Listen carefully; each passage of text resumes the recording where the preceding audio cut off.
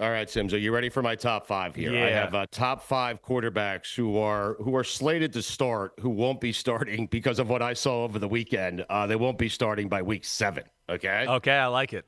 All right. Yeah, we definitely got some this year. Listen, the backup is the most popular guy in the building, right? I mean, no one knows that more than you, Simms. Come on.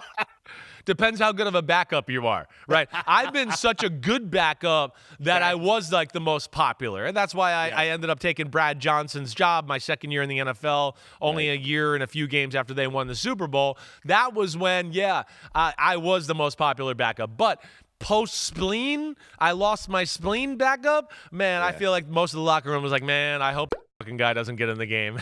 He's got no spleen. He's not that good anymore. I don't know if we want him out there. Even though having no spleen doesn't impact how Chris Simms threw a football at all. It did. No spleen, don't want that guy. It did. It affected me. All right, so let's hear it. Let me hear it. Who's your first one here? All right, number 5, Anthony Richardson. Not shocked. I mean, it's a combination of Daniel Jones is sitting there, and this guy just doesn't know how to stay healthy. Yeah, I mean, that's it. Exactly. The only challenge I'd throw here is I'm not so sure Daniel Jones might not just start week 1. You know, I mean that's the only problem here, right? But I know what you're saying, right? Anthony Richardson, you can't stay on the field. Right, and here he is, boom, another chance to play and get some reps under his belt, boom, gets blindsided. You saw in my text messages, right? This is where we've talked about C.J. Stroud, other quarterbacks. This is where you have to empower the quarterback, and he has to be all over pass protection. There's a reason you don't see Josh Allen or Mahomes or Lamar or Burrow ever get hit like that, right? Because they know, like, wait, the protection is doing this. I better have my head on a swivel over here. This is a bad spot for me. Richardson, hey, got caught off guard. It was a little creative defense by the Baltimore Ravens, but he got totally like lambasted right there, and he's got to see that. He definitely does. And to your point too, like Daniel Jones looks good. Daniel Jones fits that offense really well. Daniel Jones is a more consistent thrower than Anthony Richardson, and not that much less of an athlete. Daniel Jones is a freak athlete. He's a big dude. So, like, yes, Stugotz, there's a part of me that's like, I'm not so sure Daniel Jones just won't be the starter week 1, but I hear what you're saying here all the way. That's funny. These are just guys that have to start by week 7 for me to be right, okay? Week 1 is a tad aggressive. Okay, all right. A bit aggressive. All right. Number 4 on this list, Sam Darnold. It's going to be interesting to see what Sam does coming from Minnesota, going to Seattle, leaves Kevin O'Connell, now with a new offense, new coordinator, all that kind of stuff. And Jalen Milroe looked really, really good over the weekend. And so I have Milroe replacing Darnold by week 7. Well, if they don't get off to a good start and Darnold doesn't look good, I mean, Jalen Milroe is the kind of guy that's going to get the fan base just frothing at the mouth, and they're going to say, get in there, right? Yes, and there's got to be some questions about that Seahawks offense. I know the defense will be good. But, yeah, no DK Metcalf, right? No more Tyler Lockett. He's gone. Right. What'll Cooper Kupp going to look like? Valdez Scantling, is he going to help out? Can they actually block and run the ball, right? They're going to run that Kyle Shanahan offense with Kubiak at the helm. It's going to be an interesting one there. But I think Sammy Darnold's going to be good enough to – he'll hold them off later than week 7, if not the whole year. That's what I'll say right here. Okay. All right. I call him Sammy, by the way. Yeah, we're friends. Some call him Sam. I know him. I call him Sammy. All right. All right. I got you. Number 3 here. Listen, I don't know if it's going to be Jackson Dart. I don't know if it's going to be Jameis Winston. I just know Russell Wilson won't be the starting quarterback for the Giants by week 7. I totally agree with you. Totally. And if Jackson Dart, I mean, we know Russell Wilson. The Giants have been pretty firm that Russell Wilson is going to start the year. But, man, the fans, they want to see Jackson Dart. He continues to play like he did the other day and showing he can run the offense and hit people when they're open. I would think so, too. And the Giants have such a tough early schedule. To where I don't expect them to be, 4-1 or anything like that. I expect, maybe 2-4, 2-3, and that means, it could be Jackson Dart time there. So I'm with you. It's inevitable. Jackson Dart will be the backup to start the year. To me, when they start the regular season, the big question is will Jameis Winston be there? right? I wouldn't be shocked if he's not there and they just have Tommy DeVito as the practice squad third string guy. That's kind of how I could see this all shaking out. He became more expendable over the weekend. Exactly right. And I feel like that's what they wanted to do anyways. So as long as Jackson Dart shows he's capable of being the backup / starter, that kind of guy, yeah, I think it puts Jameis Winston in limbo a little bit.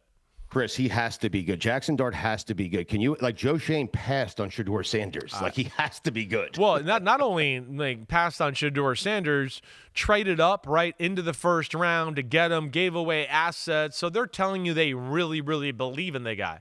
And I don't know if there was a whole lot of teams that were going to trade up into the round to get this guy either. So, yeah, they've put themselves on the limb here, and they got to make it work. You're right about that, Stugotz. All right, number 2, Sam Howell is sitting there. Sam Howell has starting experience. Their starting quarterback has no starting experience in the NFL. I have J.J. McCarthy being benched before Week 7 for Sam Howell. Wow. I will totally disagree with that shit right there. I say that. All right. I think, I have faith in J.J. McCarthy. I do like J.J. And he looked good this weekend. He did. Right. I mean, his body looks good. He looks like he's thicker, stronger. Right, he's very comfortable. I've always thought he's really going to fit the Kevin O'Connell offense. Kevin O'Connell, I just think, is too good to let him fail. He's going to manage him the right way. I also think there's a lot of talent around him too, Stugotz. And the one thing that, again, just like a little gleam into watching preseason football, watching that Vikings game against Houston, the one thing they kept bringing up, and this, they got a new offensive line there. It's a good offensive line. They drafted a guy in the first round.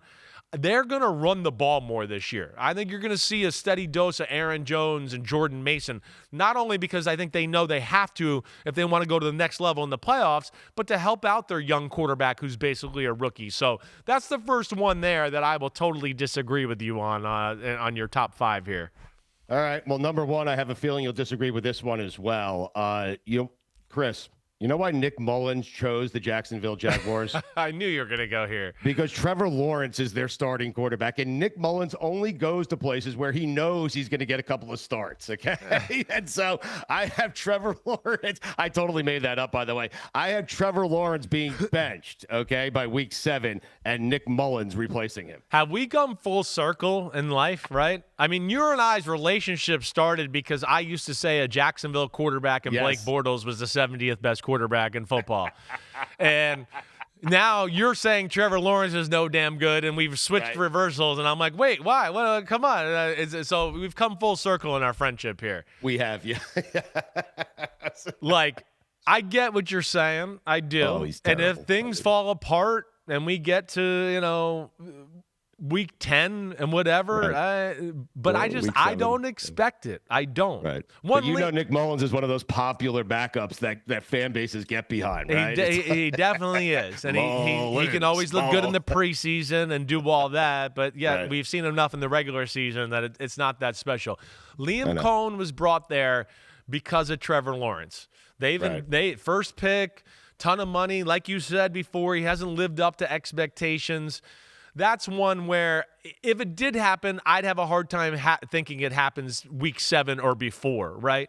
And from what I saw there, I think he's going to prove you wrong. I think he is. I think he's going to shove it where the sun doesn't shine on you, Stugotz. And I'm expecting a good year for Trevor Lawrence. Perhaps the problem is Nick Mullins being the backup. Now, what if this plays out? Jameis Winston does leave the Giants and goes to Jacksonville. Well, it gives anybody more confidence, but I don't think it changes either way. I think they're going to give Trevor Lawrence every inkling here to get comfortable, make this happen, all that. So your top 5 is pretty good. I get the thoughts for most of them. I do. 5, 4, and 3 got a very good chance of happening. 1 and 2, you've extended yourself there. We'll see. I'm not buying in on that one. All right.